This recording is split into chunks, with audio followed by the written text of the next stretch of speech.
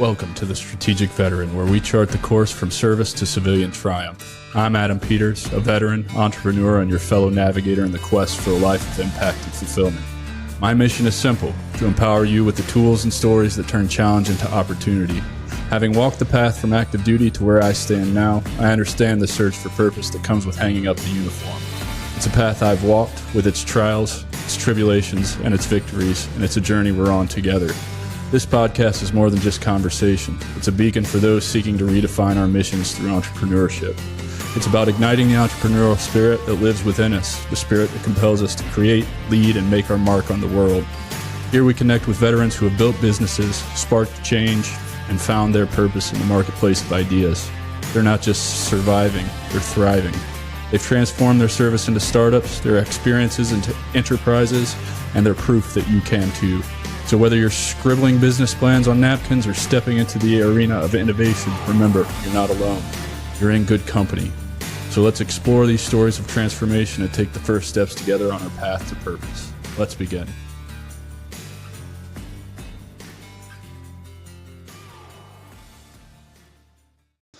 What's up, everyone? Welcome back to the Strategic Veteran. I'm your host, Adam Peters, and today I'm thrilled to introduce a guest with whom I've had the privilege of serving alongside in the 3rd Infantry Division. Joining us is Dr. Brandon McCray, a retired U.S. Army veteran with 11 years of distinguished service. Brandon's journey is a testament to resilience, leadership, and a relentless pursuit of excellence. His military career included deployments to Iraq in 2004 and 2007, where he faced numerous personal challenges, including a significant moment in 2012 when he contemplated suicide. In 2014, he embarked on a unique and challenging experience in Antarctica, further showcasing his adventurous spirit and resilience. These experiences have shaped his profound commitment to improving the human experience in the workplace through his company, #IOMatters, and McCray Coastal Realty. Brandon has also successfully owned a franchise, highlighting his entrepreneurial spirit. Brandon holds a PhD in industrial and organizational psychology, 2 MBAs, and several professional certifications, including SHRM, SCP, and Lean Six Sigma Black Belt. His dedication to personal and professional development is further highlighted by his role as a practitioner focusing on enhancing the work environment through humanistic and positive psychology principles. Today, Brandon will share his journey from military service to entrepreneurship, challenges, and an ongoing mission to foster environments where people can thrive. So let's dive in and warmly welcome Dr. Brandon McCray, a true embodiment of what it means to be a strategic veteran. Brandon, brother, it's first of all so good to see you again after all these years, and I'm grateful you're here, man. Hey, thank you, man. It's good to see you again too, man. Not often do you see a fellow veteran, 10, 15, 20 years later, and they're in better shape than when they were when they were when they were in the military. So, man, kudos to you. Yeah, Glad to see man. Dude, so let's jump right in. Let's you got an interesting story, and we got a lot to cover. So let's start with where you grew up, what early life was like for you, and what influenced you to join the Army, brother. Yeah, sure. So I grew up in Bridgeport, Connecticut. It's a city full of hustlers and authentic people. But it does face a lot of criticism for kind of like a shady government, just some unfair practices when it comes to certain things, in terms of dealing with the police and just dealing with some of the government officials there. Rare resources are distributed. So I didn't have a rough childhood. I didn't have a childhood like some of the tougher parts of Baltimore and Chicago and things like that. But it wasn't all peaches and cream either. I had a great family. I had a mother, I had a father, I had a stepmother, uncles, aunts, just a lot of people that were there in my corner supporting me, always telling me how smart I was, always telling me what like the possibilities were for me, and some great role models. So the reason why I wanted to kind of go into the military was because I always had this notion that I was going to be an astronaut. And so for me, it was just already written in stone. Like, I think I was watching like Bugs Bunny at the time. And then my father started telling me what being an astronaut was. And we were doing science projects where we were talking about the planets and stuff. And that like really, really triggered me to say, oh, I need to be the person that deals with that type of stuff. How do I do that? And I bypass like astrophysics, bypass all of those. Some of that stuff are my hobbies today. But immediately my mind went to astronaut. What do I got to do to be an astronaut? I got to go into the military. I got to get some flight time. I got to do these things. And so it's always been in me to go into the military. I can't even remember a time where I didn't want to go. That's awesome, dude. So what happened? You ended up being a commo guy, right? Which is we'll tell a story in a minute about that. But did you realize like actually how much went into being an astronaut, or you just kind of got in and was like, this probably is a long shot and not gonna happen? Yeah. So that dream I had of being an astronaut, I probably held it until I was about 17 years old, and started getting into girls and all this other stuff. And well, I got into girls sooner than that, but I was distracted, right? But like by that time, it's been so many years that I knew I was going into the military anyway. I didn't have like plans for college or any of that stuff. And so I went to a regional vocational technical school for high school. I was learning mechanical engineering. I went into mechanical drafting. And so I went to the recruiting station, initially deciding to go to the Air Force. And the Air Force, it was like a Wednesday, 2 p.m. Nobody was there. Every time I went to the recruiting station, nobody was there at the Air Force door. But there's this guy. His name was Nurkowski, Sergeant Nurkowski, tall, slinky dude. He was in the Army PTs back then. They were like black and yellow windbreakers and whatnot. And he was like saying like, I keep seeing you come in here. They're not here. They're not gonna be there for you. He kind of gave me a speech and talked to me a little bit about what the Army had to offer. By this time it was 9/11 had just taken place, and for some reason that gave me like a rush to hurry up and sign up, right? It gave me like this sense of purpose to hurry up and sign up. And so I remember he was talking to me about the military. He was trying to offer me like MP jobs and all this other stuff. And I told him I wanted to be an astronaut. He convinced me that a lot of astronauts came out of the Army. I was like, all right, yeah, I took that with a grain of salt, but I kind of went back and decided like the Army is the only at the time the Army was the only branch that would let you pick your MOS at the time before you sign up. And so I kind of took that and I said, you know what, let me see what I can pick, right? And I kind of thought about doing this pilot stuff. I think you had to be an officer to do that, warrant officer to be a helicopter pilot. So I eventually I decided that I was going to do something with information technology. And that was met with a lot of skepticism until I took the ASVAB, and then they realized, oh, yeah, you can do information technology. So they gave me that MOS. But I did know how much it took to be an astronaut. Um, I got a funny story about that, but yeah, I looked it up. I had to look it up on America Online. And at the time, you had to like learn Russian, and there was a lot. It was a lot. You had to learn Russian at the time? Well, I guess that makes sense because of the partnership with the space station, right? So yeah, that would make sense. Yeah, and because a lot, I guess, like the instruction booklets for flying a lot of those crafts. Back then, you actually had to know how to fly those crafts. Now you don't have to know how to fly them, but back then, as posted on the NASA website, you had to learn Russian in order to understand how to deal with some of the mechanics on those aircrafts. Cool. So you picked information technology. I call it commo. No offense to you. This is what I knew it as. Did you know that you were going to be doing what you actually ended up doing, or did you think it was going to be way cooler? Nah, I kind of knew because I was building computers and stuff like that um while I was in high school, right? I was on robotics teams, and I was like kind of playing around with trying to build software and install operating systems. And so I did a thorough research of the MOS based off of what was on the internet at the time. And yeah, for the most part, I knew I was going to be working on computer. Now I didn't know I was going to be in Iraq working on computers. I thought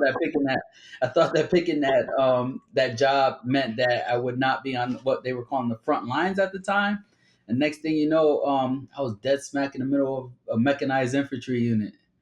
Yeah, man, you were one of the first people I met when I got to the third ID, and the story goes, they sent me to the motor pool with this empty Humvee, and they're like, "You've got till the end of the day to get two radios. All like there was no cables in there or nothing. Go find McCray. McCray will help you." And I think you might have even been a sergeant at the time. I don't know. It's been so many years. I mean, that's been 20 years ago. So uh, that was probably my first interaction with you, and one of many that we would have over the years, because always having to come get commo codes for oh god, I can't even remember what it's called now when we change over the radio keys, and yeah, comsec change, yeah. So let's talk about some of the key experiences you learned, probably particularly at the third ID, because you spent most of your career there like I did, right? Yeah, and yeah, same here. I spent 9 years of my 12 and a half total at Fort Stewart. They wouldn't let me leave. They even deleted orders to send me on the third deployment. I was supposed to go to Alaska and go to Afghanistan with that unit. Funny story. I know you'll remember. Colonel Wood was a brigade commander, and I was assigned to his brigade in my orders. And I was calling in every favor I could just to get out of there, just to go experience something new in the army. And nope, they're like, go to NTC and go back to Iraq a third time. And I was like, man, this is awful. Like, I just want to see the rest of the army. But let's talk about some of the key experiences that kind of shaped you as a person and a leader from your time in the military. Yeah, absolutely. Um, I think that I think that one of the key experiences, and I think that this is probably one of the most important ones that I try to take into, that I tried to take into a corporate scene or anything else that I've done in that matter, was the way it felt being welcomed into Third ID. When you come to a unit like Third ID, and I don't know, maybe this is something that all of the units get to experience, but it's particularly at Third ID, there was there was a sense of camaraderie, there was a sense of brotherhood because this is mostly male unit, and then there was also a sense of like uh, purpose and belonging, and that's a very important aspect of any organization's psychology or culture, right? I came to Third ID immediately. I got my I think we had Morn booklets. We had this thing where we had to put our hearing protection on our collar during motor pool day. I think this was like on Mondays. We were actually the one unit that sold our patches on our Kevlars. It was just a lot of like pride, and we sung Dogface Soldier song in the morning. So yeah, so there was that, and then it really kind of made you believe that okay, I'm a part of something that's bigger than myself. And then there's this other aspect that because we're a part of something bigger than myself, I'm gonna welcome you as you're my brother. And I've had a platoon sergeant. I had Sergeant Foster, outstanding guy. Man, I still talk to him to this day. I wish him happy Father's Day. But Sergeant Foster treated us all like we were his children. Like he loved us like we were his children. Then we would have like Sergeant Broadwater, for example, leader of the mortar platoon, and he was the same way. And so like there's like this sense of is a sense of like responsibility that comes with being a leader that also like taps into like beyond human resource management, taps into like I'm responsible for you. And so anytime that like a coach would be, so anytime that you would get frustration out of them, if you get some type of like correctional training from them, you knew that it was coming from a good place because they not only did they want you to survive on a battlefield, but they wanted you to become a better version of who you were, of a person that they knew you could be. And so I've taken that with me um, in every area, in every other area of my life. I take that to me, and I take that with me in parenting my own son, who's now 18 years old, and I take that with me when I deal with individuals in the workplace that directly report to me. And it takes a lot of work to do that, but I think by experiencing that over and over in the military, it makes me know that it's possible, and I don't necessarily mind switching gears for every individual based off of what they need when I'm dealing with people in the workplace. If that makes sense. Absolutely, man. And I remember very clearly Sergeant Foster and Sergeant Broadwater, two great leaders. I had a little bit different of a welcoming because I was an infantry guy, right? And I got there, I don't know when you got there, but I got there in October of 2003. And I'm fairly certain they had only been home from the invasion for like 2 weeks to a month. So the infantry guys were very much not friendly to me. I was kind of the big piece of shit for no combat patch, no flag, right? That's the BDU days. And then obviously no rank on my collar and all that. But I do remember looking around and seeing what good leadership looked like. I can remember, some bigger names. Sergeant Broadwater is one of them.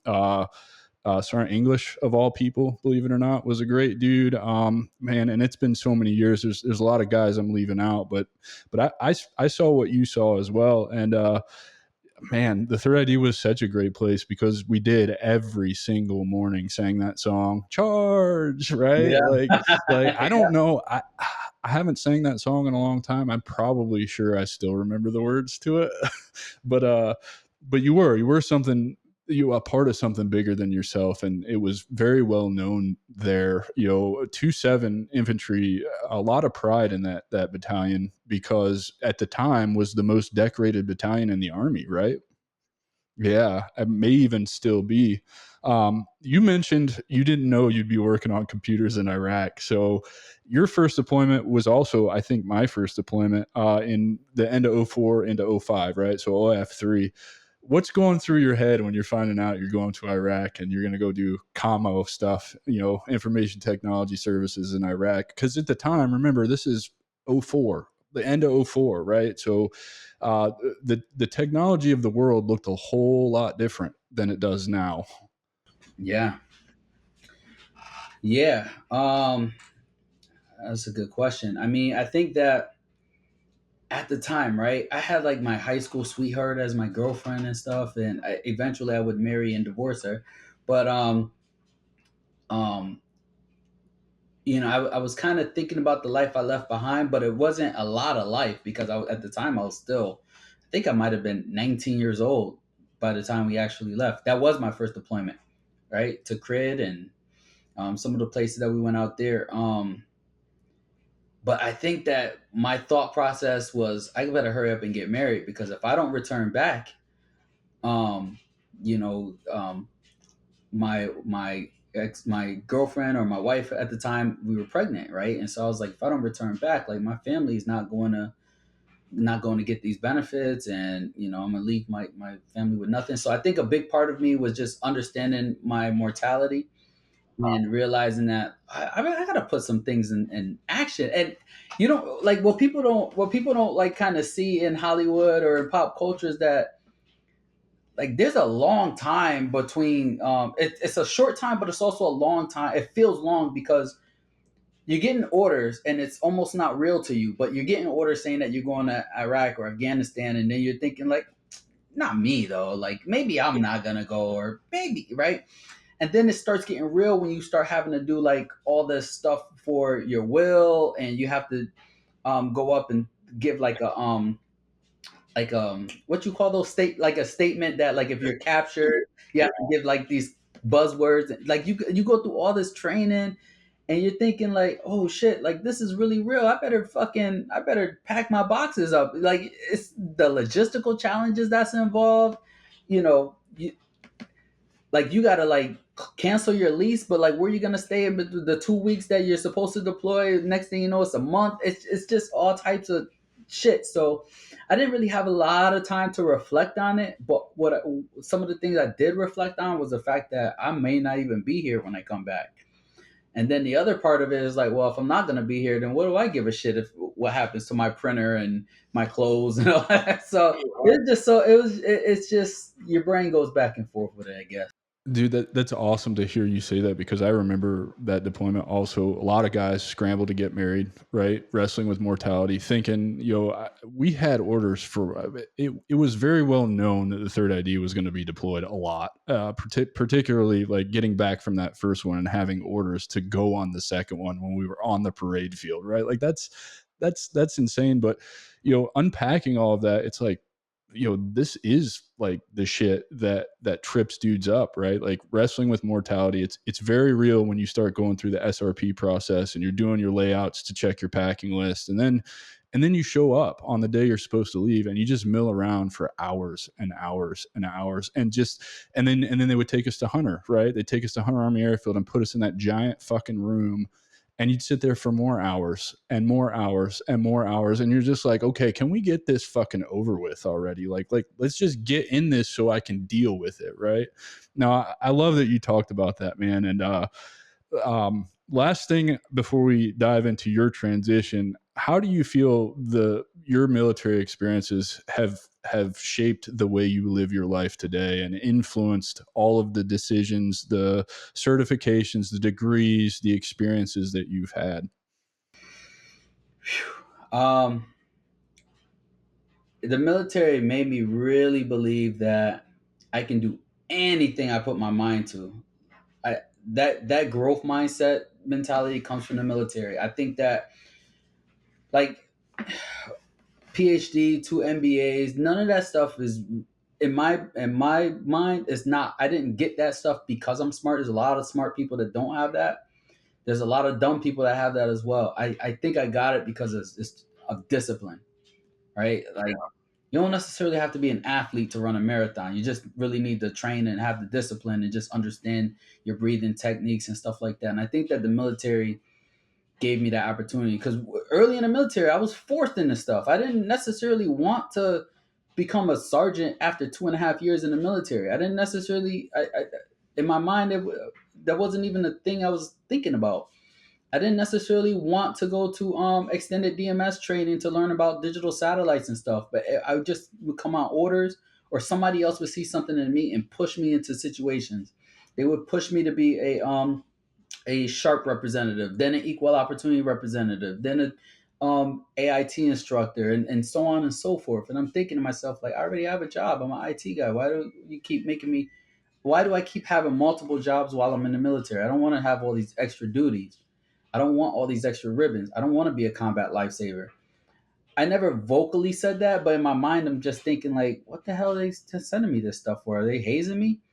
And what I've come to realize is that um, if I just put my mind to something, if I dedicate myself to something, then I'm gonna learn from it. And then what happens is you get this compound interest effect. And so, like, now, what I've just learned, like the thing that I just learned, applies in a whole completely different realm of a different topic, because now I understand some aspect of this other thing, right? And so that it just changes. Every time I learn something, it changes my outlook on the next thing, making the next thing much easier to learn. And so all these shared experience, all these various experiences somehow fit together to shape the way that I get to see the world. And so I took that with me when I came out of the military. And so now when they say, oh, you're gonna go to Antarctica? No problem. I've survived. I've survived like all types of other stuff, and so I treated Antarctica like it was just another deployment. I knew, like, this is my A bag, this is my B bag, right? Did you paint it tan on the bottom and put your stencil? No, that I didn't have to do. They actually gave us some orange bags and stuff, but I did take my marker and mark it because I said there's probably gonna be other orange bags there. So I marked my orange bag, definitely.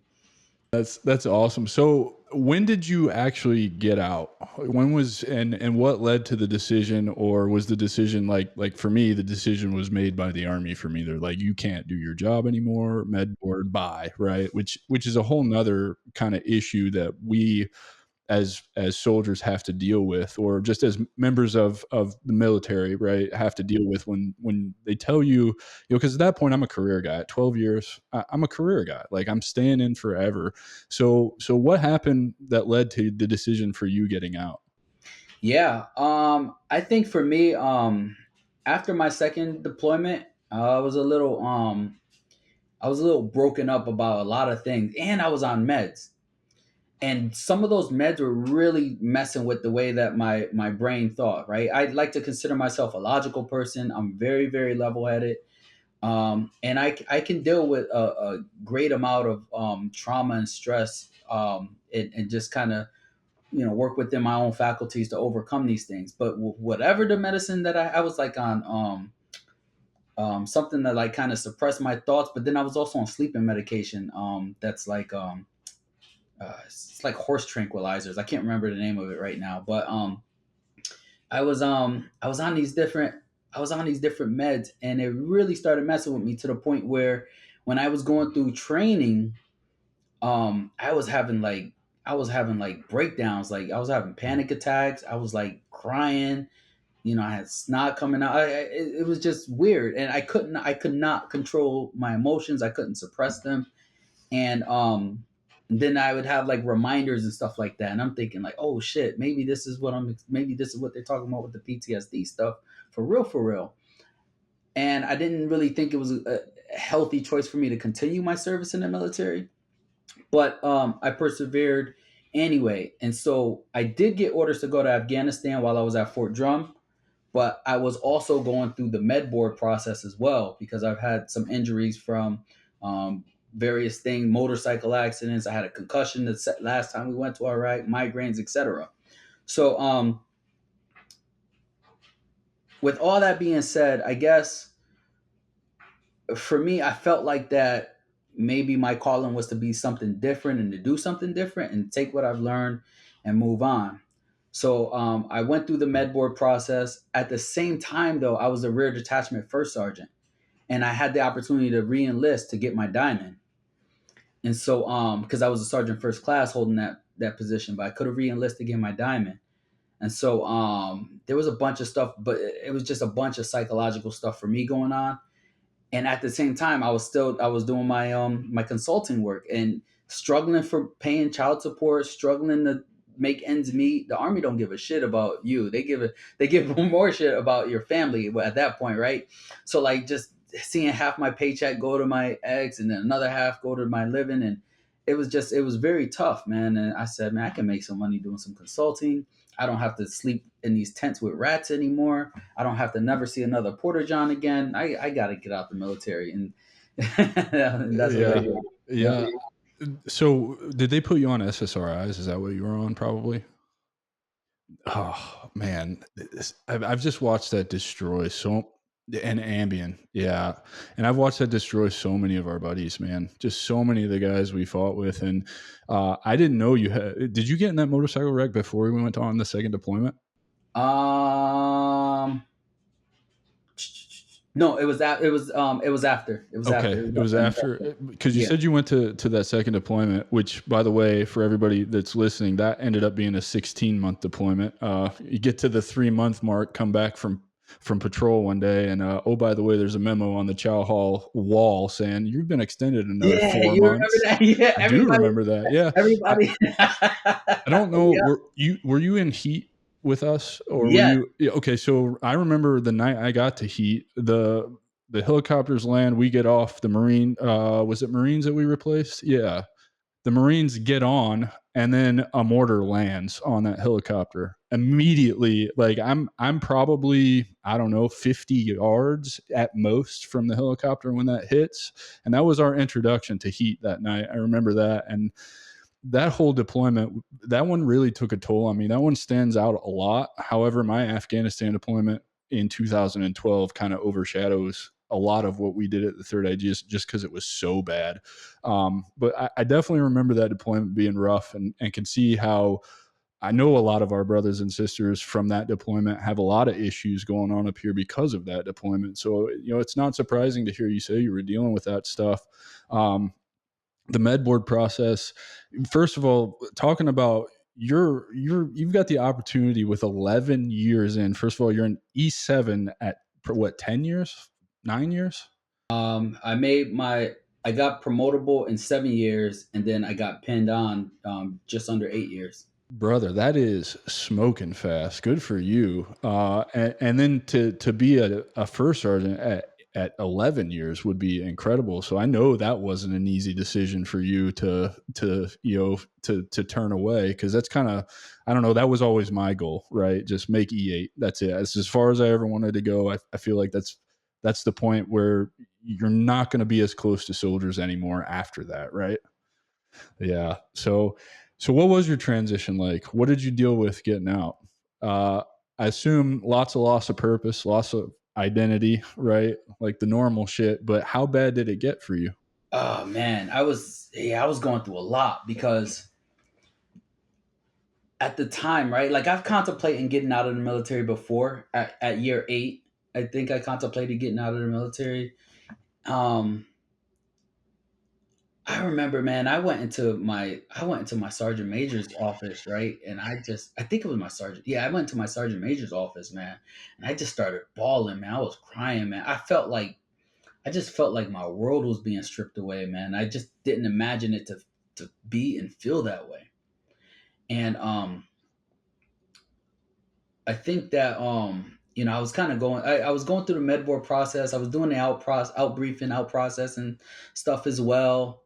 And just reality was sinking for me. Like on one half of me was very excited about just being able to start a new chapter in my life, because at that point the world was my oyster. I knew I wasn't going back to Connecticut, but I was like, man, I could take any of these jobs now that are offering me. Like I can take another contract. I can do. I was a volunteer firefighter at the time as well, so I was like, man, I can go into being a full time firefighter. I can do all this stuff, and but it's just I felt like none of that stuff really fulfilled me, and I felt like that now I'm going into like fields where I'm just making money for somebody, and I'm not really like contributing to humanity, and I'm not being of service to anybody, man. And it kind of felt like I was devaluing myself or selling myself out in a way. Yeah, I I felt that too, man. And you talk about veterans dealing with corporations who only want to hire them for the tax breaks. And I think I've said this before on this show, probably on episodes that haven't been released yet. But still, I think some people think I'm full of shit when I say that. They like don't see it that way. But it's nice to talk to somebody who actually built a profession around making the workplace better. Talk about that for a second, because I'm fairly certain that's probably an issue that led to 2012 and that significant event in your life, right? Yeah, yeah, absolutely. Like the tokenism, right? There's a lot of companies that will hire veterans, but they often see veterans as overqualified for entry level positions, underqualified for senior level positions. I actually just wrote an article on LinkedIn, but somebody was saying that they did. There was a quote from who is now somebody who is now an executive of human resources at CVS, but she said that she's done military intel and for 22 years, and then all people wanted to see her as was a security guard when she got out, and that still rings true. There's a lot of misconception about the military, right? I think there's about 8,000 MOSs across all the different militaries and all of the different between warrant officer, and non-commissioned officer branches.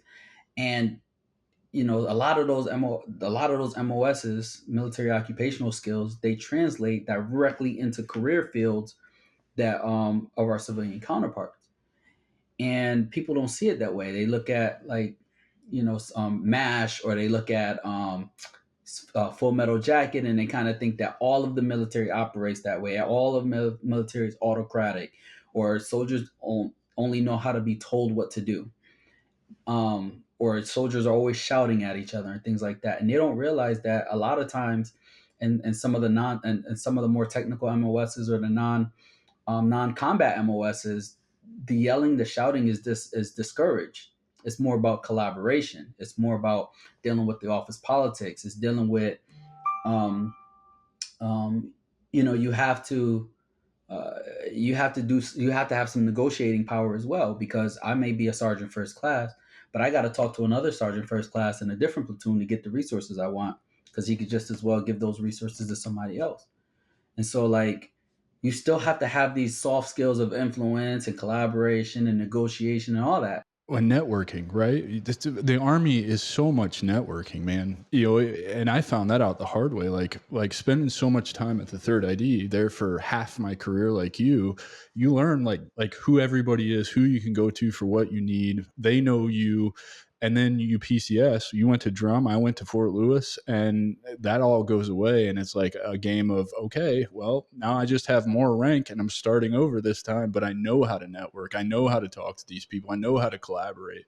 Yeah, yep. But they treat you like that service doesn't count. So now it's when you go into corporate America after coming out of the military, especially a non-commissioned officer, more so as a person of color in America having to try to go into this, it's like you say you did this type of stuff, and I don't care if you translate it. You can. I wasn't going into interview saying I was the first sergeant, blah blah blah blah blah, MOS, da da da da da. I was actually converting this stuff to say, I had this number of personnel under my care. These are my direct reports. These are some of the logistical challenges that we've came and overcome, and some of the Hurricane Sandy. I contributed to Hurricane Sandy, my unit. So like there was these, but they're like, yeah, whatever. Like Just today, dismiss it. yeah, Yeah. today, Yeah. like you should be a specialist fixing Outlook. That's that's ridiculous, man. So you're dealing with that. Let's talk about the moment in 2012 when you contemplated suicide. What led to that? What was going through your mind? What were you feeling like? Why did you feel like that was the option? Yeah. Honestly, I really think it was the meds. There wasn't a lot that I actually remember specifically about that time period where I was taking those meds consistently. I felt numb. I felt like a zombie, and I think that might have taken away my capacity to kind of self regulate. It I think it kind of took away my capacity to kind of even imagine or dream of something more so in the future of future state of things being better. And I don't know. I just Going through a divorce probably yeah, didn't yeah. I help, was right? going through a divorce too. Yeah, and it was yeah, that was still a little bit fresh for me. But well, my divorce was in 2010, but like it's new challenges dealing with my divorce because I'm moving around the country and I'm going to Afghanistan, or at the time I thought I was going to Afghanistan. But I You've had got a this, son, right? Your yep, son, I I have a mean, that son, yep, matters, right? Yeah. yep. And I had this warrant officer, man, who was just a pain in the ass, man. He was always at odds with me. Um, and he ultimately he just wasn't a good leader. He really wasn't. And I won't say his name, but you know, um, it was like almost this. It was as if he really wanted to prove to everybody that I got promoted too fast. And so anything that he can do to kind of show like our army's turned to shit. Look how fast they promoted this guy. He would like go out of his way to kind of like show me out and say, look, his soldiers lost this piece of machinery. We didn't lose that piece of machinery. You guys decided on the tactic of in which to pack these boxes. You guys didn't keep up to date with some of this stuff. You didn't involve me in this planning, but somehow this became my fault. And so there was like this. That's just an example, but some of that stuff was just kind of continuously stacking on me. And on top of the personal issues, on top of the meds, on top of my impending doom that I kind of came up with in going to Afghanistan, that really just it just got to a point where I really just felt like I couldn't do it anymore, and I couldn't deal with it anymore. And I actually contemplated going up to a tower with my we had our rifles and stuff, but we didn't have any rounds. But I was thinking like, yo, if I only had a magazine full of some rounds, I would go up to that tower and blow my head off right now. What saved you from that, brother? First of all, I'm glad you're still here. I'm glad that we're able to reconnect and do this show, and I get to catch up with you. I always liked you, man. You were always respectful to me. You always helped me out when I needed help, and I definitely appreciate that. And I appreciate and I'm grateful that you're here today to share your story because that's why I started this show, dude. I'm tired of the notifications. I'm tired of picking up my phone to dead brothers and sisters, some of the finest men and women we ever served with, taking their lives, and it's sad. It hurts all over again. So, saying that, I'm glad that you're here. What saved you from that? What do you think that was? I think it was kind of like a combination of the logistics of thinking of trying to procure the rounds and actually having to put a plan in motion to get some rounds to do that. And when I talk about rounds, I'm talking about bullets for those that don't know. Um, and then I think another, and maybe if I had the rounds, I probably still would not have done it because it's kind of hard to pull that trigger when you're actually aiming at a live target. It's not like it is in the movies. And then I just kind of had a faith that things would go better, and they did, um, absolutely did. But So coming out of that, did you do any kind of work on yourself? Did you find some tools to help you get off the meds? I'm with you, man. And you're way more qualified to talk about this than I am with the education and all of that. I know that you've probably studied it, but I think SSRIs, I think big pharma in general, it is. Uh, it's bad. It's awful. And this is coming from somebody who is, I'm on the plant medicine train, man. Ayahuasca changed my life. In more ways than one. I am a completely different person because of that. I have so much more perspective. I'm able to view the world through almost a 360-degree lens and meet people where they're at and see that they're on their journeys and kind of just see through all the bullshit like that society has turned our brains into or whatever.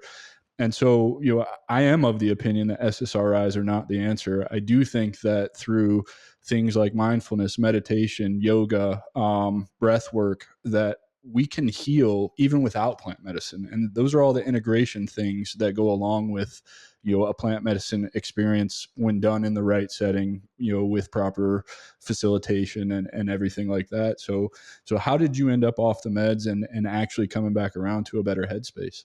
yeah, so I think when I started noticing that the meds were bothering me, I got off of the psychedelic medicine, but I kept the Ambien. The Ambien, I absolutely needed to go to sleep and sleep well, and I didn't get off of the Ambien until I went to Antarctica because, in order as a pre-qualifier to go to Antarctica, it's best to say you don't need any medicines, and so the only medicine I told them I needed was the asthma, my asthma medicine. So I went over there without any more Ambien, and I used Benadryl for a little bit to go to sleep, and then eventually I tapered off of the Ambien. But when I ran out over there, but I think what made me get off of them, I did tell my psychologist of the or psychiatrist of the situation that I was going through and how I felt at the time. Um, I I was like, they offered me to like go to some groups and do some things like that, but I was at a time I didn't want to share like my experiences with Well, and none of around us do. people. Particularly, we grew up in the same army where that was very frowned upon. We don't share these things. And I'm sure you'll attest to this too. For a long time at the third ID, if you went and talked to somebody about that, it would end your career. Literally, would end your career. I watched dudes get out of the army from coming back from either the invasion or OF3 that you and I were both on before that second deployment, having these serious issues in their heads. Go talk to somebody, career over, like disappear, guy's gone. And that sucks. That's not the way that it should be. So I'm glad that you had somebody you could go talk to who did the right thing. Yeah, I mean, yeah, but at the same time, though, it's part of the med board packet as well. So, Right, right. Got you to get know, that percentage up as high as we can, yeah, right? right. So it's part of the med board packet. So like it can be a career ender that you can't conform, and that and nor should you have to either. Like if you have something that's going on with you mentally, like you have to survive and live the rest of your life. You can't act upon your ego and just say, you know what, I'm not going to get help. These people are going to look at me that way. Because at the end of it all, there's not too many people that come back and check on you after you get out of the military. You got your brothers that you have some very close connections with, and they're going to love you and come back to you regardless. If they met you and were authentic about meeting you and dealing with you in the past, they'll be so in the future. They won't blame you, and they won't come at you a certain type of way for you trying to preserve your life, especially after already having done 11 years of service, 10 years of service, whatever the number is. So You know? You got to live to fight another day. Right. So you are now a civilian. You're navigating the tokenism of corporate America, which, corporate America sucks. I'll maintain that for the day I die. That's why I wanted to do this and run my own business. I'm sure that's why you're doing all the things that you're doing. How did you decide, okay, let's get 2 MBAs, a PhD, Lean Six Sigma black belt, some other acronyms that I don't even know what stands for? What is that journey like for you? How did you discover all of these interesting things about yourself? um, I have a passion for learning. Like one thing about me is I don't really like watch sports on TV. I can't. There's something inside of me that doesn't allow me to get riled up over one team winning over another. Like I just can't see it. I don't see how it relates to anything going on in the real world for me, the way I see the world. Um, but what I can get excited about sometimes, every now and again, there's like something that I may catch about sports where they talk about the psychology behind like LeBron James game IQ or something like that. And I'm like, oh, that's intriguing. But for the most part, no. Um, but what gets me there is learning, just the sheer act of learning. I care nothing about really being like the smartest guy in the room or anything like that. I just really like those eureka moments that come up, and I like being able to like put the world together in a different way. So things that I thought I knew in the past, if I learn a new element, like if I learn something like self-determination theory by Ryan and DC, right? If I learn something like that, it helps me process some of the things I've experienced in the past, like, oh, relatedness, belongingness, competency. No wonder why when I put these project teams together, these people operate this way and these people operate this way. Now I'm going to try to do it this way so I can make that work another way. So I think for me is just I get interested in a lot of stuff. I actually wanted to go to flight school when I came out of the military too, but I didn't. I wanted to do robotics for healthcare and make like arms and stuff like that. So I went back to school and I got my MBA. After my MBA in project management, I got an MBA in healthcare because I wanted to do stuff like that. Um, PhD in psychology, man, I got that because I was so fucking upset with another boss that I had.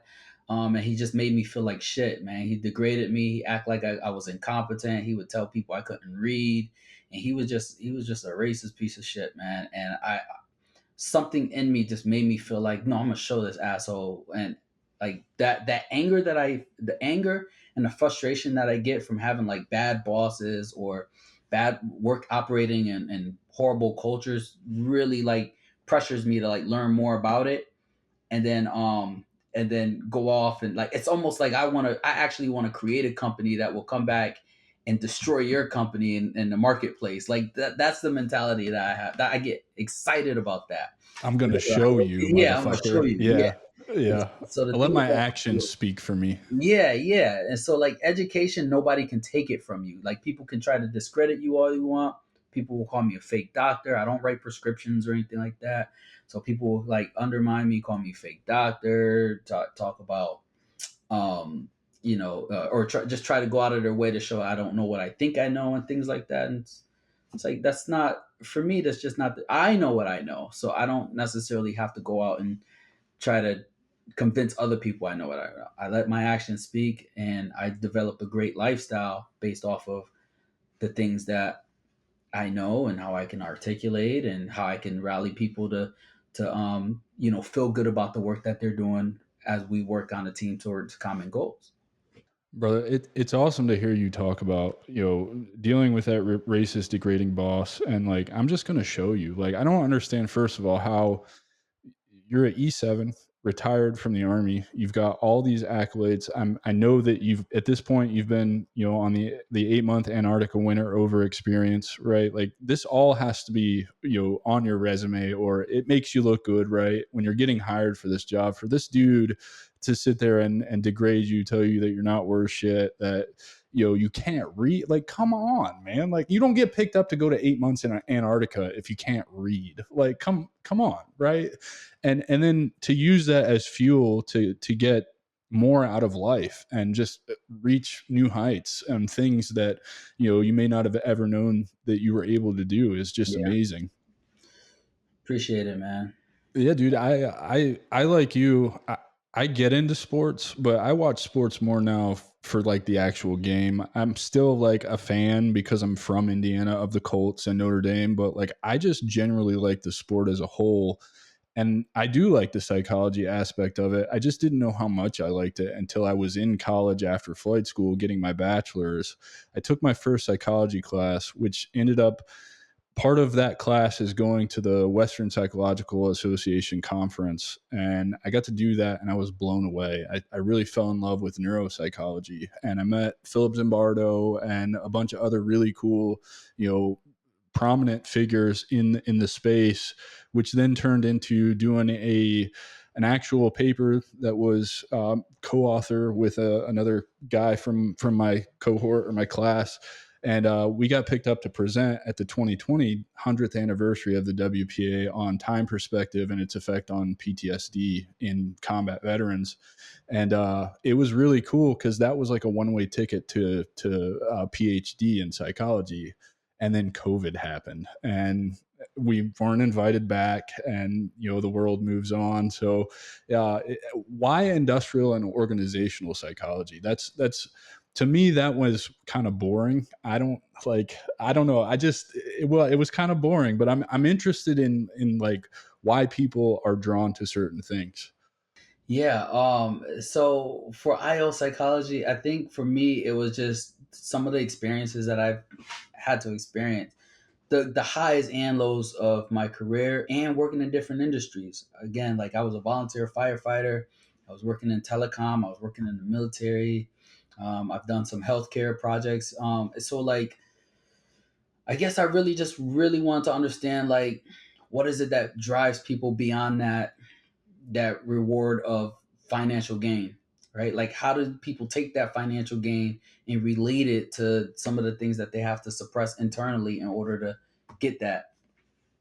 And then it was also about the lows, right? Like the way that I almost said his name, but the way that warrant officer made me feel in the military, or the way that this one guy I was talking about at the it was at the courthouse, Palm Beach courthouse, the way he made me feel.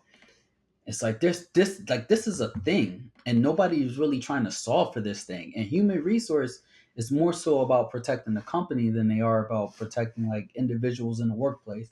And I think, and I truly believe that in order for us to have better work culture in the United States, we need we need external professionals that are external from the organizations.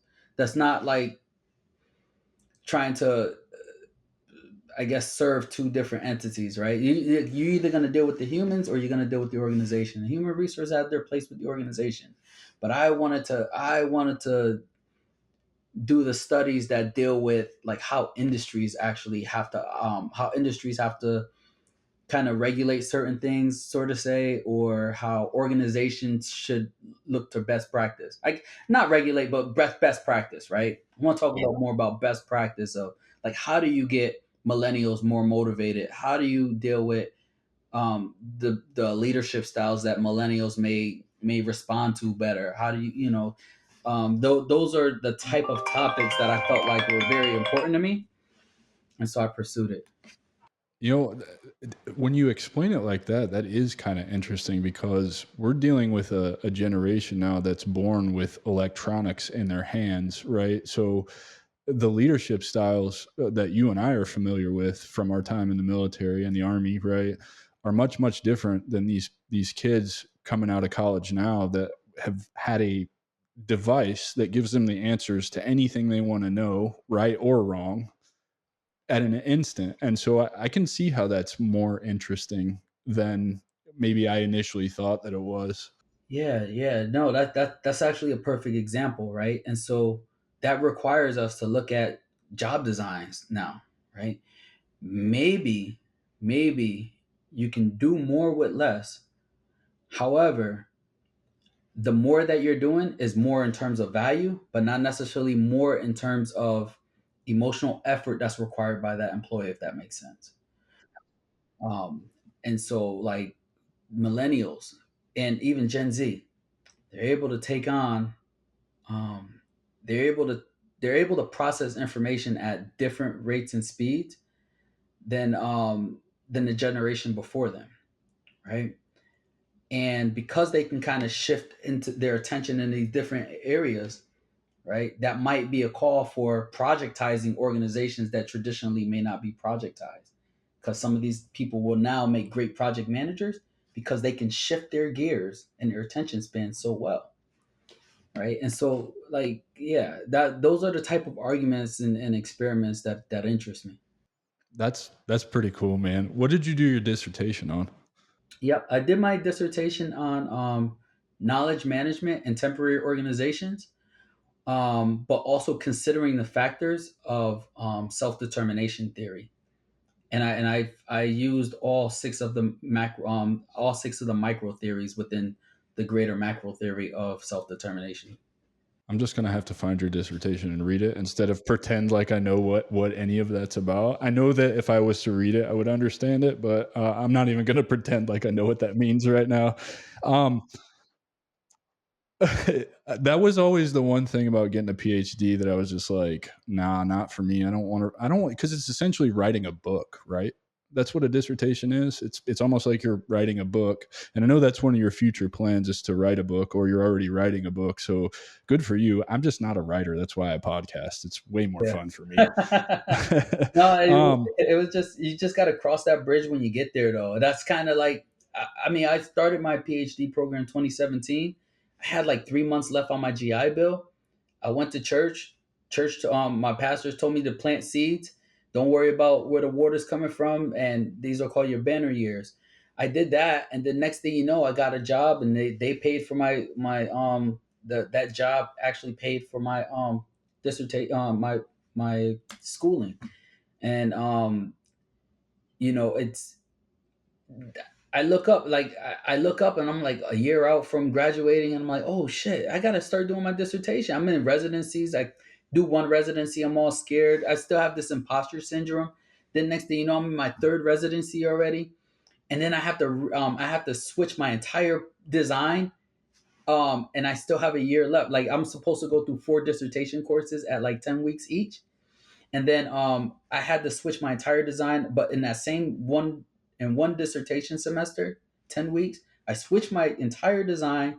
I got it approved. I ran the experiment. I did the analysis. I finished the dissertation during the vacation time in between that period, and then they credit me for the rest of for the rest of the year. They credit me. So I finished my PhD 1 year early, and I just jumped in, man. It's like you don't have to.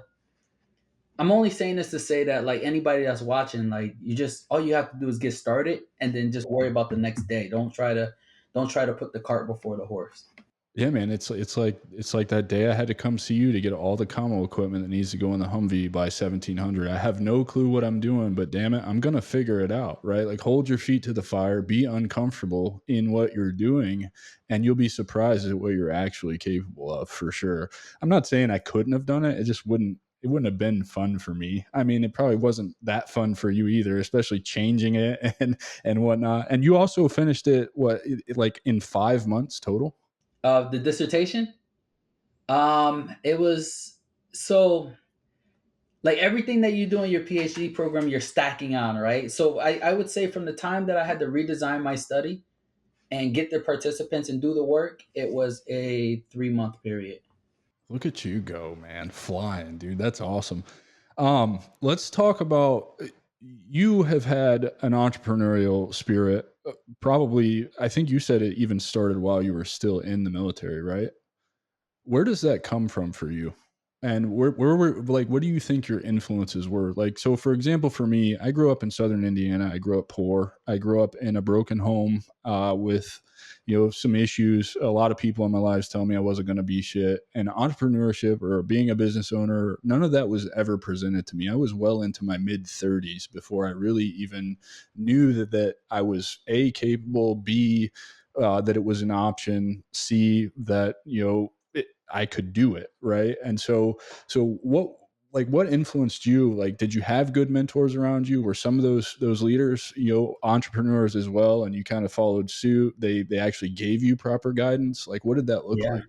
It's a combination of it. So my father was a firefighter. He's a retired firefighter in Bridgeport, but he always had a side hustle. Whether he was doing real estate, which I own a real estate brokerage now, so does he, or whether it's fixing cars. He like always had some type of. My dad is somebody who retransforms himself anytime he has a little bit of interest in something. If he sees like trees growing out and he's like looking at it and he's like, man, that grass is so green. Man, I should be. He doesn't say like I should go out and fix my grass or do something. He says, you know what? Maybe I could get some nitrogen and put that grass in somebody's thing. I could be the best grass cutting lawnmower. Like, dude, like, what are you doing? So He, that's what he goes straight to.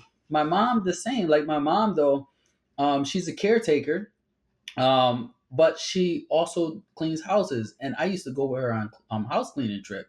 And so in my mind, it was just like being broke. Being broke made me want to make money.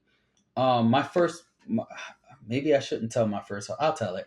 My first hustle in Connecticut was making insurance, registration and insurance papers, right? Because my insurance and registration was going to be super expensive for me, and so I made my own insurance and registration in order to um I had a dot matrix printer. I had Staples had just opened up down the road, so it's like pink, yellow, green, and white paper all stapled to each other. You put it through the typewriter or whatever, dot matrix, and you print off your stuff, right? And then it looks official because it's on these papers, and you scan the progressive card, and you have insurance. And at the time, there was no database, so you go to DMV with your fake insurance, and they'll give you a registration. But if you don't want the registration, you can buy the registration. So I got caught doing that actually. Right? this is such an awesome Yeah. story, particularly because the technology of the time, the dot matrix Yeah. printer. I could just picture all this now. So I got caught doing that, and at the time I was a DJ, and the way I got caught was because in Bridgeport everybody understands, right? Like everybody has to find a. You have to rob Peter to pay Paul, sort of say. In Bridgeport, everybody has to like operate a certain type of way because the cards are stacked against you. So um, my mom understood the fact that like I was a DJ and I wanted to like go off and DJ parties and promote at clubs and stuff. And I was like 16 at the time, and I had this car. Right, I bought a 1989 Honda Accord. Me and my dad bought it. So I couldn't register it. I couldn't insure it. Right, my parents have DUIs and all this other stuff. So insurance was going to be a crazy amount, like 600 a month for me back in like 1999 or 2001, something like that. So I so I used to drive my mom's car to go DJ at these parties, but my mom happened to need her car for work. So she said, Brandon, you could take your car, but bring your car straight back home. The party was only up the road, one this way, right? So I put the fake license plate on there. I got my fake registration insurance, and I drive up the road. I DJ the party. I get the money, and me and my friend DJ West, I never forget it, man. We driving back, and I kind of look at the road to my house. And I'm like, West, I kind of want to go to the other party. You still want to go? He's like, Yeah, you want to? I was like, You want to? Yeah, you want to? I said, All right, let's go. So I drove past my house. That's where you fucked up. Yep, I drove past my house, went that way. Um, and then cops pulled me over, said I ran a stop sign.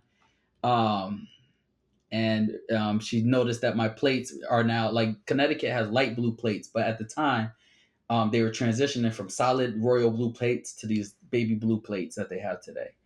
And I happen to have that royal blue plate, and she looked at this. She was like, "This is registered to a gray Toyota Camry," and I was driving in a tan Honda Accord. Whoops. Yeah. And so I had to come clean, and she was like, "This is gonna be worse for you if you don't just tell me the truth." And I told her like, I DJ and I made this insurance and I made registration. I really just wanted, I'm just trying to make it here. And she understood. She put me in the back of the police car. She said, "I'm gonna call your mom. If your mom don't pick up the phone, I'm taking you downtown." My mom picked up the phone. Thank God, man. I ain't never been in no trouble after that. But my mom picked up the phone. She made my friend, no, the police officer made my friend Wesley walk home. He was like 2 mile. It was like a 2 mile walk. He a heavy dude. Um, and you know, they towed my truck, or they towed my car, and you know, the money the money I made DJing, I had to pay it in these court fees. I had to pay it in the toll fees. And the judge asked me, she said, "What are you gonna do with your life? You have all this intelligence. You're using computers to make this, and this stuff looks good. And da, da, da. What are you gonna do with yourself?" And I told her I wanted to be an astronaut, and she thought I was being a smartass.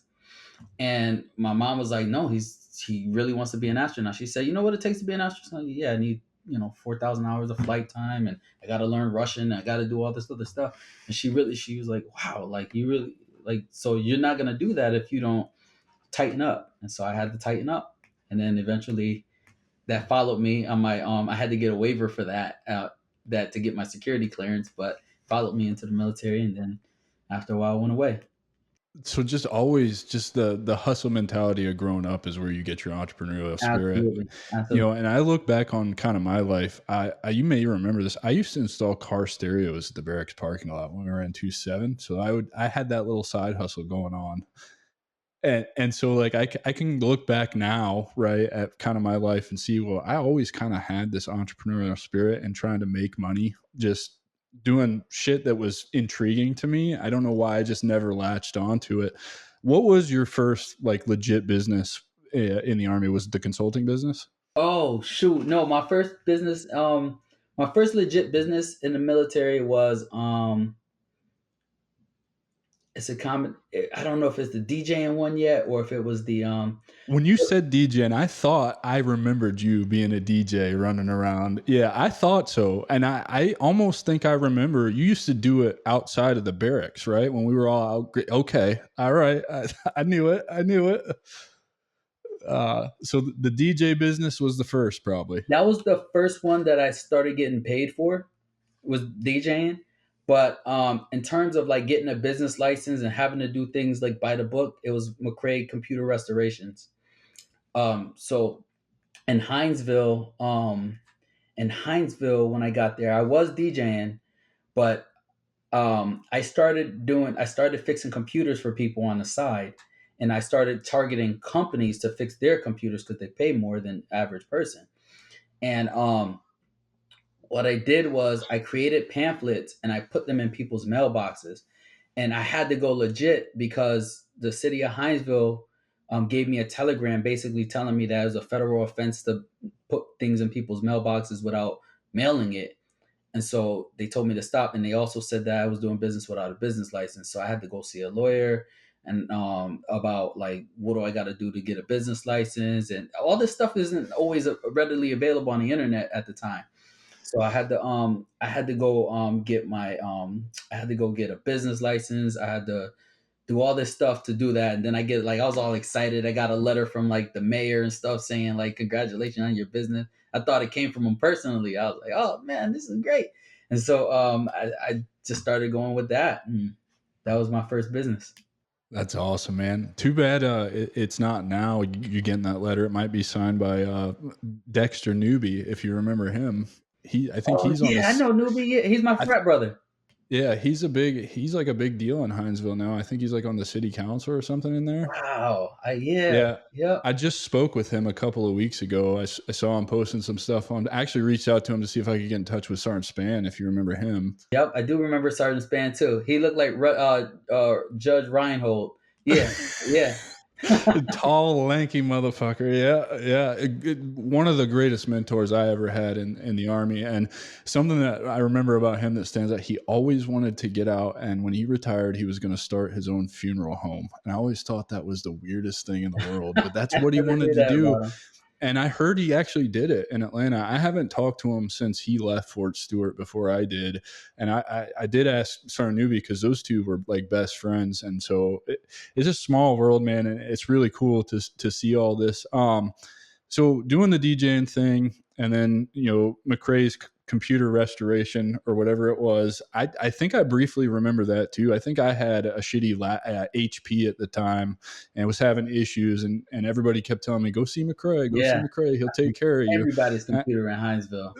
Yeah, yeah. So, I want to move into, after your time in the army, you bought a franchise. I have not had anybody on this show to talk about franchising, and I think you can shed a lot of light because I get a lot of questions from veterans who are interested in purchasing franchises. I'm scared of them. It's a huge investment, and I see them as almost like a trap because they're really hard to get out of, from what I understand. But if you wouldn't mind, like, talk about what was the franchise you bought, what was that process like, all the kind of the details of that, because I really want to present this to the audience so that I have a better understanding, and so that they can have a better understanding as Yeah, well. sure. So the franchise I bought was CompuChild Technology Education. And I'm speaking from, I can't speak as a representative for CompuChild or anything like that. I'm going to speak from my personal experience back in 2014 when I bought the franchise. At the time, it was owned by a lady named Julie, and I think she partnered with someone else. She was really, really nice. And I knew that when I came out of the military, I really wanted to have a business, right? It was between like starting a managed service provider company or for uh, IT services or something related, right? And CompuChild Technology Education was something that really taught computer literacy to children. It was targeted for children, but you can also do it for like the elderly as well.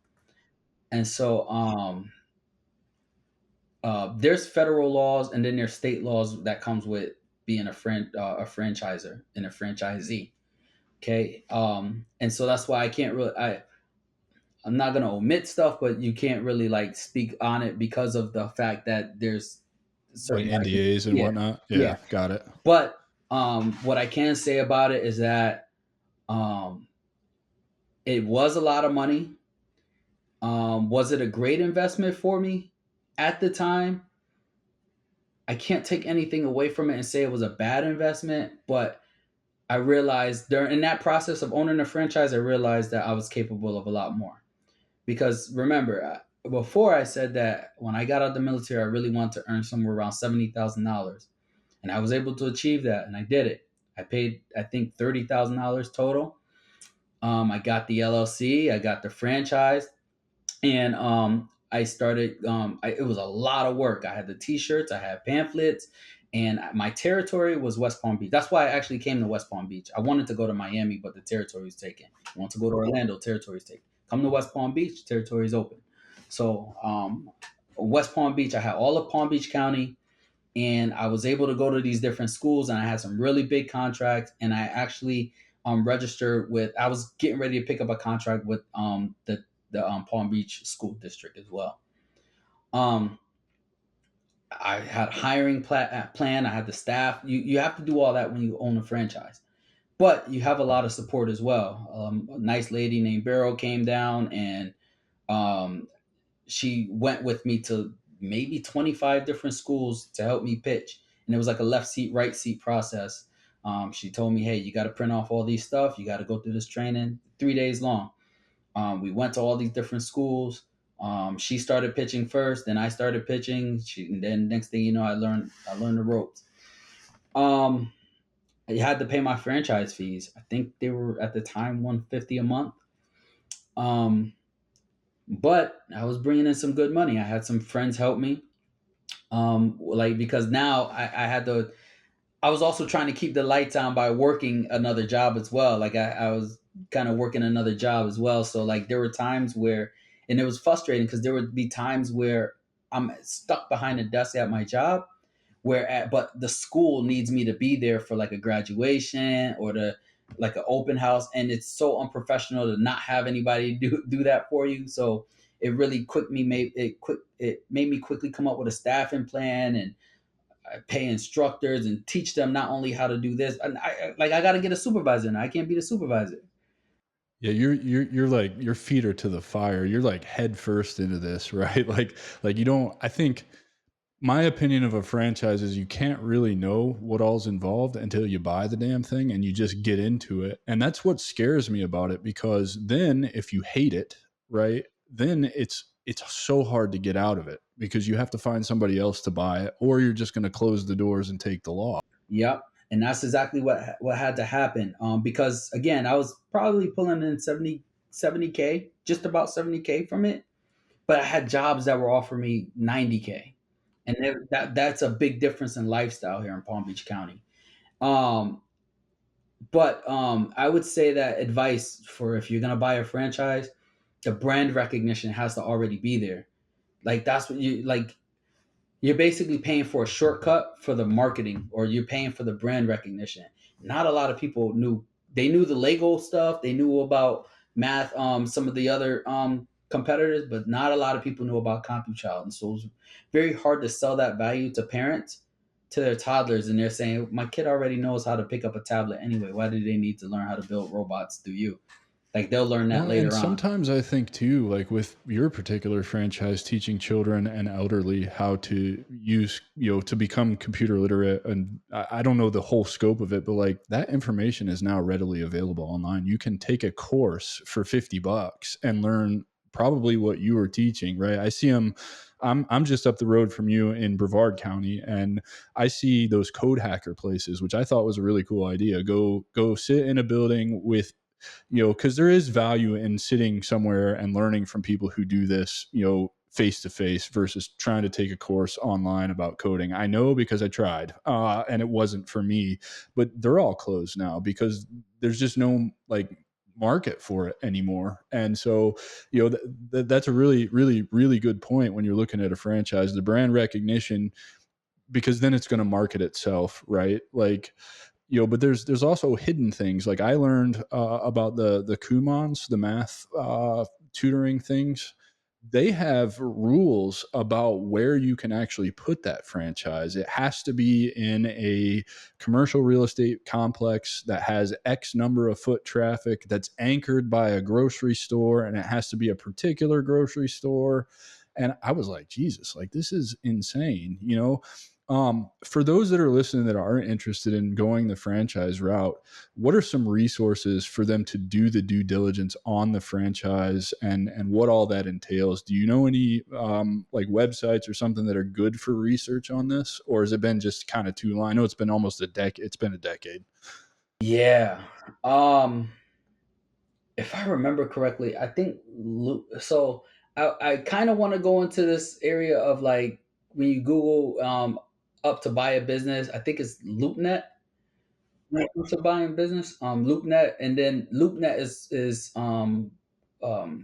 also CoStar that's a part of LoopNet, but that's an expensive way to go when it comes to buying businesses, because the sale of businesses is actually real estate as well, right? And that falls into, so it falls into LoopNet and CoStar.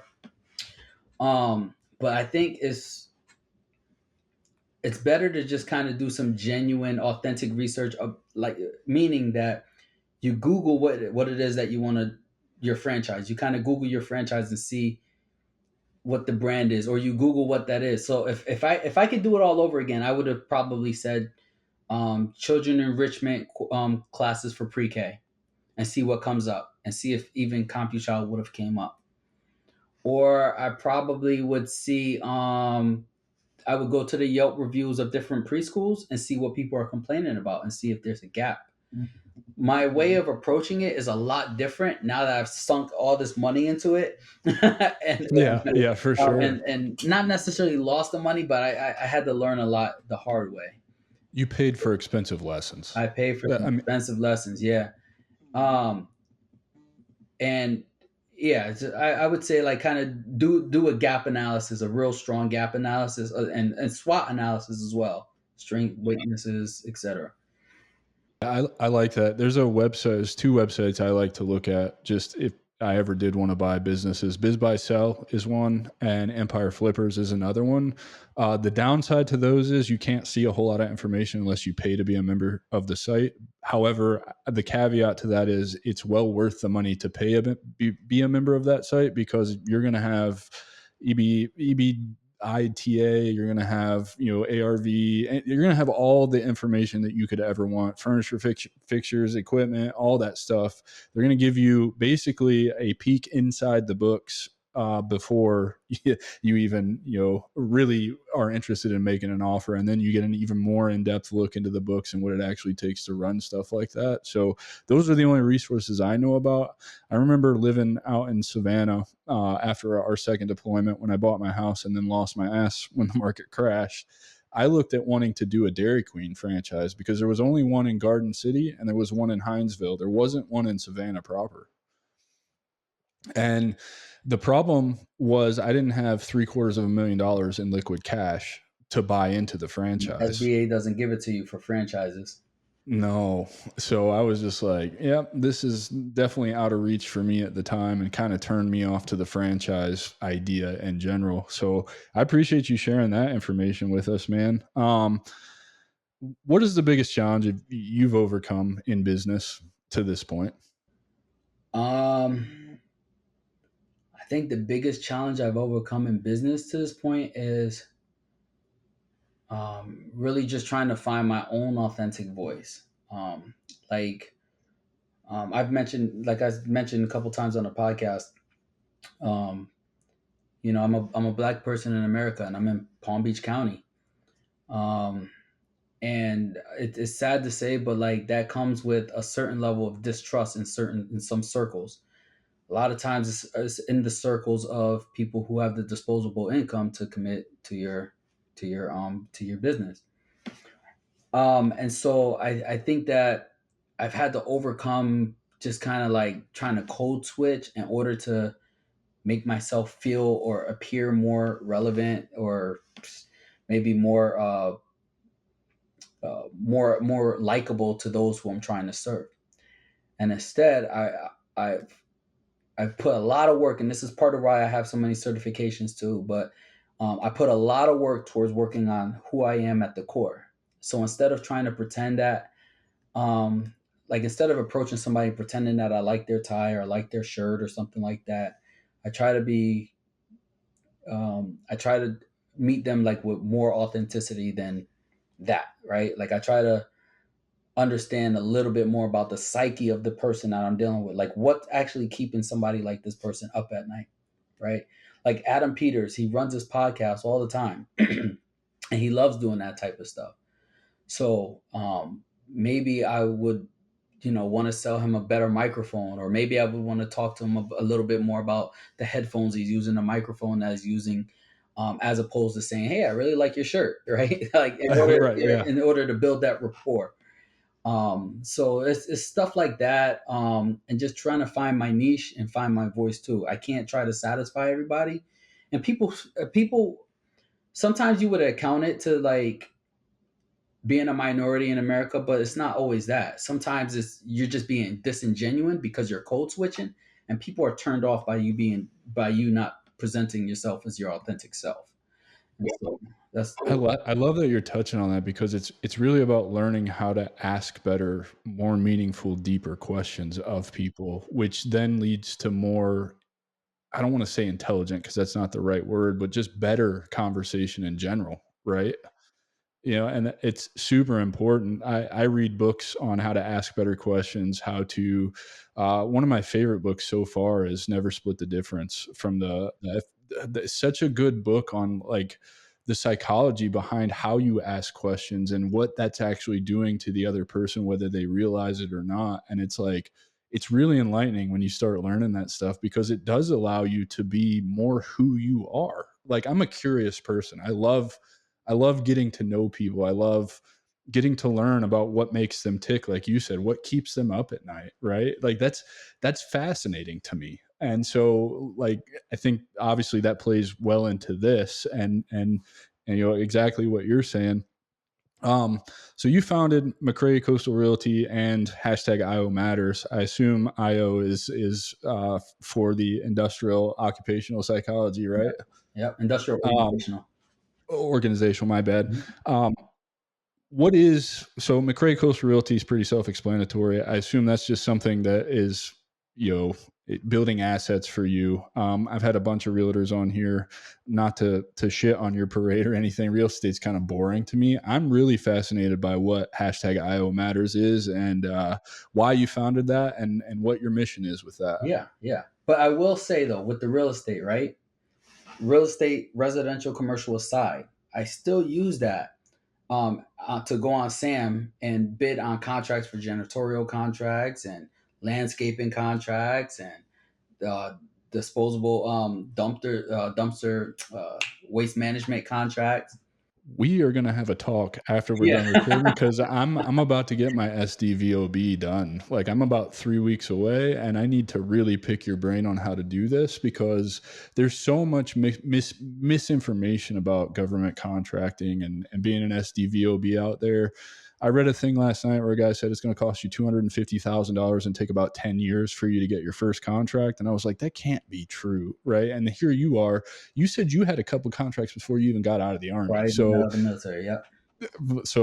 I will use you as a resource to learn what I can in that realm. But no, I'm not trying to downplay the realty. It's just, I mean, it's pretty self-explanatory. You buy something, you sit on it for a long time, it builds equity. You can improve it, cash out of it, do a bunch of different things with it. But the point is you have an appreciating asset. It's not a liability, it's an asset. Yep. Got to pay to stay. So Yeah, right. when it comes to IO Matters, though, um, so IO Matters is really to help employees um, just deal with the work stuff, right? Deal with like I use the school of thought of positive psychology and humanistic psychology and strength based psychology. Okay. And so I try to work toward, for individuals, I try to work towards, instead of trying to fix what's wrong with you, you try to work towards what's your strengths and manage your limitations. Okay. So as part of this, as like, kind of how the outline of how I usually help individuals is that we do our meet and greet, maybe 15-minute discussion just to see if we're a good match, if you like my style. Um, and then immediately after, if they decide to work with us, they'll go through a strengths assessment. We start off with the top 5 strengths, but eventually we go into categorizing all 36 of the measured strengths and figuring out what's your top 10 and what are your weakest 5, and then we figure out ways to manage them. So, for example, I happen to have a top strength of being an ideator. Okay, and so how is that perceived by people? Well, that's my greatest strength, and for better or worse, it tends to always work out for me when I ideate. Okay. But if I go into a corporate boardroom and I talk about, yeah, we're going to do this and we're going to do this and we're going to make our organization agile in 11 months, they're looking at me like, dude, you're impractical. Get out of here. Like they scoff at me. They don't realize that I don't realize that they see me as being impractical because that's my strength, but they don't realize that I've practiced being an ideator all my life. This is deeply ingrained in me. And so when I say it can happen in 11 months, I make sure it happens in 11 months. So these are challenges that individuals have to go through with all of their different things. Some people are relators, some people are maximizers, but they all have what's called barrier labels that mislabel them. And so I like to help people uncover that. And when I do, usually I don't even have to hear from them. Usually I don't have to hear from them for months, maybe never again, because that's enough to get somebody over some of the challenges that they're dealing with.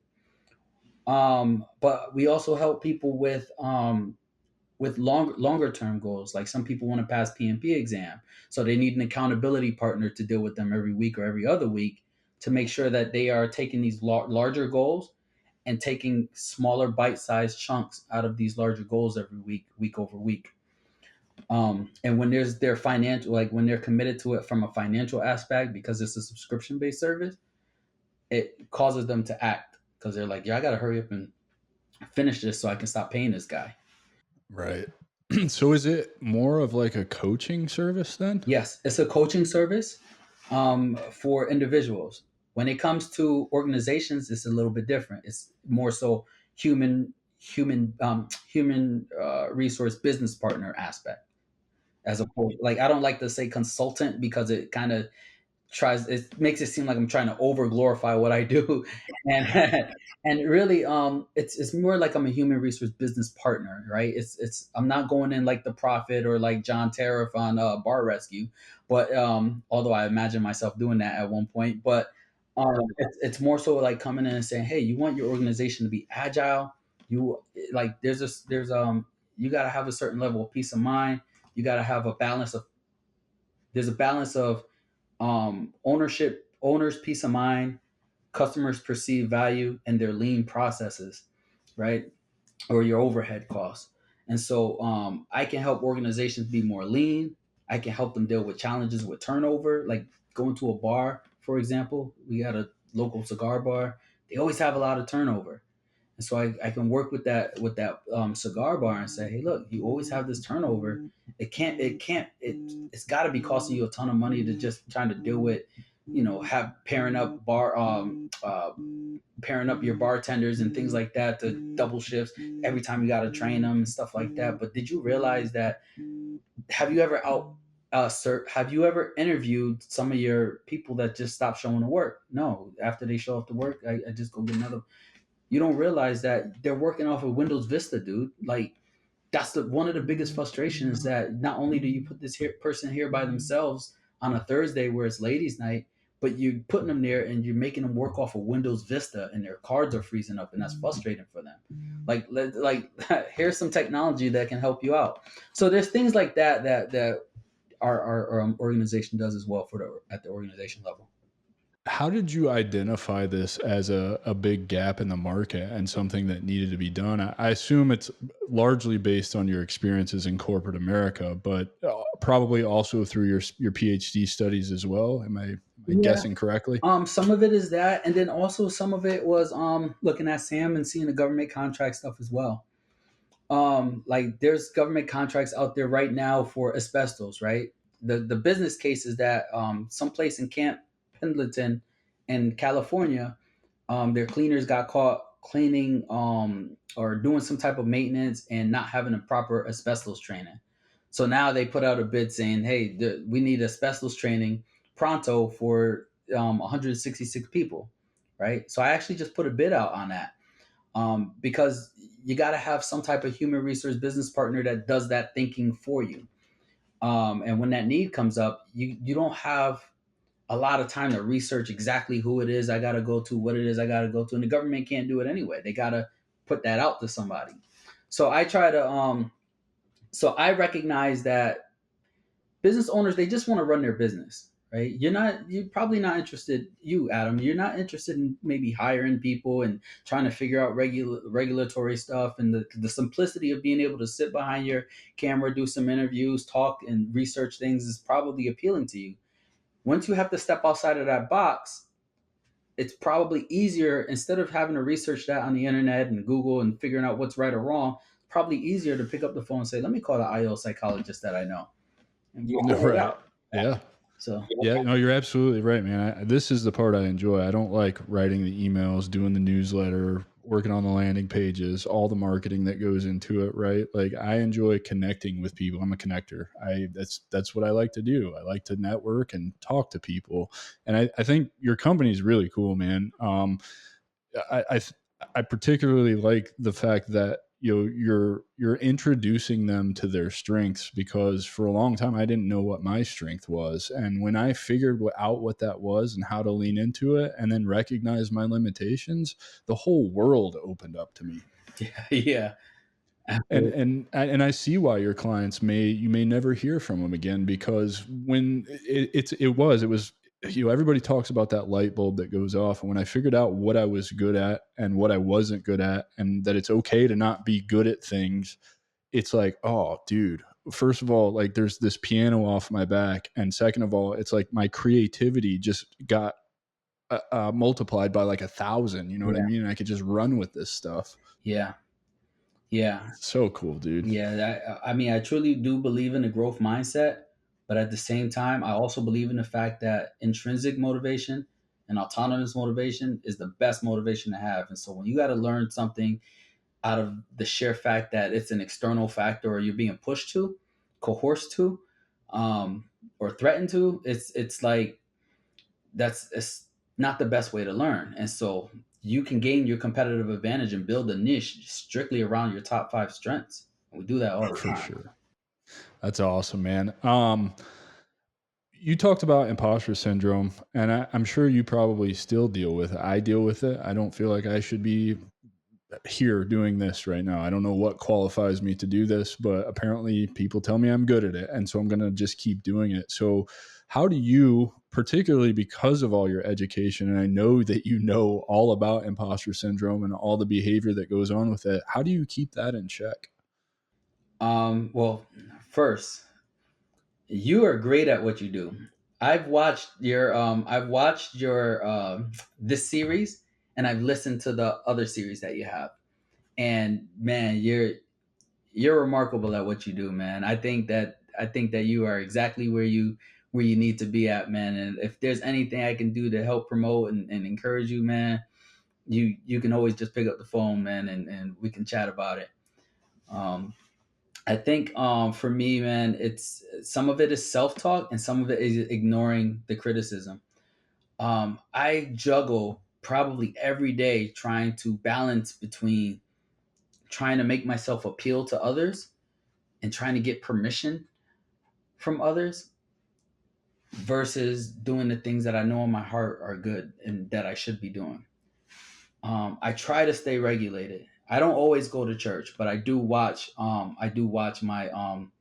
I either go to church or I watch from the computer in real time when they host on Sundays, and I try to I try to do the right things for the right reason, right? Instead of worrying about my professional brand, I worry more so about I created a professional ethos for myself. And that ethos is what gets me going. And so when I am at odds between what I feel like people think I should be doing versus what I know makes sense for me to do, I lean more on doing what I know makes sense for me to do. And I trust that it's all going to work out in the end. That makes sense. I love that, man. First of all, thank you for the kind words, man. I really appreciate that because I'm guilty just like everybody else of not all the way believing in myself sometimes. So to hear it coming from somebody else is great. I do appreciate that. I'm grateful for it. But you're absolutely right, man. When you learn how to let go of basically what you're saying is people pleasing, living your life based on somebody else's expectation of how you should live your life. The episode hasn't come out yet, but I did this with a Navy commander. Brandon Jenkins was a Jesus, yeah, Brandon Jenkins. He was a helicopter pilot in the Navy, and he has this thing called the golden path fallacy, right? Like with his career, every step of the way was laid out. And when you get out as an officer, every step of the way is kind of laid out for you. You're supposed to go into this corporate job and do some kind of consulting or project management or this, that, and the other. And he was like, none of that aligns with what I actually want to do. And it's what everybody else says you should do. And he came up with the idea that this is the golden path fallacy, and we can live joyful, fulfilling, free lives based on what we want to do and what we believe in. And so I love that you just you just go for it. You just stop listening to other people and listen to what's in your heart, right? Man, amazing. What's next for you? What do you what does the future hold for you, my man? Yeah. So I do have some dreams to speak at a TEDx event. That's one of my that's on my bucket list. My bucket list also involves creating some type of invention because I do not want to leave this earth without making some type of small win for humanity. So maybe an invention that kind of helps people out. Um, an app maybe. But in the immediate future, I know that I have two books that I'm writing. I wrote a children's book already, but I really want to. Um, I want to finish my agile playbook for corporate America, just helping organizations learn and be of the tenets of agile, which is more than just trying to be responsive to change, but it's also about the attitude and the culture that the organization has. And my other book is called Fearless Motivation, Spectacular Performance, and the Shit That Gets in the Way. And that, I'm ready. I'm excited for this one. yeah, This is the one I'm excited for. yeah. And that one right there is actually a self help workbook. And so, like, you'll literally have this big 8 by 11 book that you can kind of roll up, put in your pocket, and open it up and kind of jot your notes down and practice certain things to help you achieve your goals. Awesome, dude. When do you expect that one will come out? Um, I think that that one will be out around July of next year. The thing is that I got to get to a point where I can stop trying to perfect it, because I have the manuscript in full. It's about 160 pages, but I'm also always learning new stuff. And as I learn these new things, I'm thinking like, oh, this will be helpful for this book. And I got to get to a point where I just kind of cut it and say, I can always make another book. Volume 2, man. Right. I can Volume always make 2. volume Yeah. two. So I got to get it to that point, and then take it into publishing and get it out there. Well, I'll make you a deal, dude. I've been called. I'm feeling very called lately to public speaking, and I haven't pulled the trigger on it. So let's go do a TEDx together in Orlando. I would love to. Let's do it. Absolutely. I would love. Why not? I would love. We'll figure it out together, Yeah. man. Because I for whatever reason the universe is calling me to do it, and to sit here and talk to you, somebody I've known off and on for 20 years, like say that that's a goal of theirs, like that would be a really cool experience, I It think, would to be. go Yeah. to go put on the suit and tie or whatever we have to do. Yeah. But that would be awesome, man. Your core values, you've got a bunch, dude. Truth, goodness, beauty, wholeness, dichotomy, aliveness, uniqueness, perfection, necessity, completion, justice, order, simplicity, richness, effortlessness, playfulness, and self-sufficiency. That's a lot, man. That's a lot. Which ones of those are probably at the forefront of your everyday life for you? Sure. So those are Abraham Maslow's B values, right? And these are values that um these are arguably values that one should learn in order to reach their fullness in themselves, like self actualization. His Um hierarchy of learning. yeah, yeah. Well, that's Bloom's taxonomy. But with that being said, though, I think that dichotomous transcendence is probably one of them. And that's kind of like your understanding of faith and kind of the legacy that you want to leave behind. And for some, that's whether or not you get into heaven or not. I try to be respectful of other people's beliefs, but for me, it's more so about just trying to live up to certain values that I know that the God that I worship wants me to uphold. Another one is justice. I do seek for a certain level of balance in the world, and I think that's why I think that's a big part of the reason why I went into IO psychology, is just wanting to have a sense of justice, and to just be an advocate for people who may not necessarily have the means to uh, defend themselves in certain situations. Um, and I would say maybe beauty.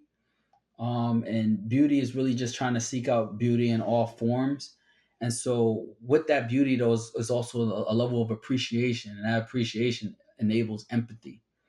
And so, if I could see beauty in a person and just say, "Hey, look, this is a human being who's struggling. They can be on having drug addiction, right? This is a human being, a beautiful human being who is vulnerable in front of this population. They are struggling with XYZ, right? It's it's easy to find the empathy to want to be a person to help them. You might be that one person that actually gets through to them. But that's I think that those are probably the top values I have. I love that, man. Uh, we've talked about on the show before. I met another veteran who's a podcaster, and he talks about MEPS when we go in and MEPS when we come out, and how we need a MEPS for the transition. And his MEPS is mental, emotional, physical, social, and spiritual. And those are the 5 areas that you really have to work on. And I love that you touch on the spiritual part of it, because until I had a certain level. Well, honestly, until last year when I went and did the ayahuasca journey, I had no spirituality in my life whatsoever. And that's all completely changed now. And I'm exploring a lot of different things, and I see how much it makes a difference in my life and how all the things because of that fall into place. Right. You talked about, beauty leading to empathy. To me, that just sounds like gratitude and a gratitude practice. Right. And something I've been talking about here recently on my LinkedIn posts and with transitioning veterans who are struggling is like, we all have a lot to be grateful for. And when you start expressing that outwardly, it allows you to open up and be empathetic of others and just change your perspective on the world. And I love that those are your values, man. And I couldn't think of any better values to have. Man, I guess we're getting to the end here, brother. What advice do you have for transitioning veterans who want to become entrepreneurs so that they, you know, who have lost their identity and that sense of purpose? What advice would you give them to keep them from ending up in a place like you and I have been, where, you wanted to climb the tower, I put the gun in my mouth, that kind of thing. Yeah. Um, Advice for veterans that are transitioning. I would say that they should not look at this as the end of their book, but just the end of a chapter in their life. There's, you know, things don't happen to us; they happen for us. And so we go through certain struggles and we go through certain things. So we kind of get battle tested, so that way we can be of service to others. So I would say that if you're going through something, like, kind of walk through it and wear these scars as a badge of honor, and just try to understand that there's something more for you. You're not going to understand it now. You don't have to try to understand it now, but wear this stuff as a badge of honor, because when you go to tell those no shit there are was stories, the tough stuff that you're going through right now is going to be very well just another one of those stories. And then also just try to learn your strengths. Again, I'm a firm believer in the strength-based positive psychology school of thought. And so don't listen to what people are telling you are wrong with you. There's always a way to flip what's quote unquote wrong with you. There's always a way to flip it as a strength. There's always a way to manage it in certain situations.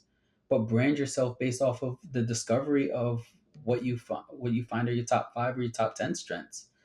Um, Once you find those top five, top 10 strengths, use that as your way to navigate the world and the challenges that come with it. That I think that would be my advice.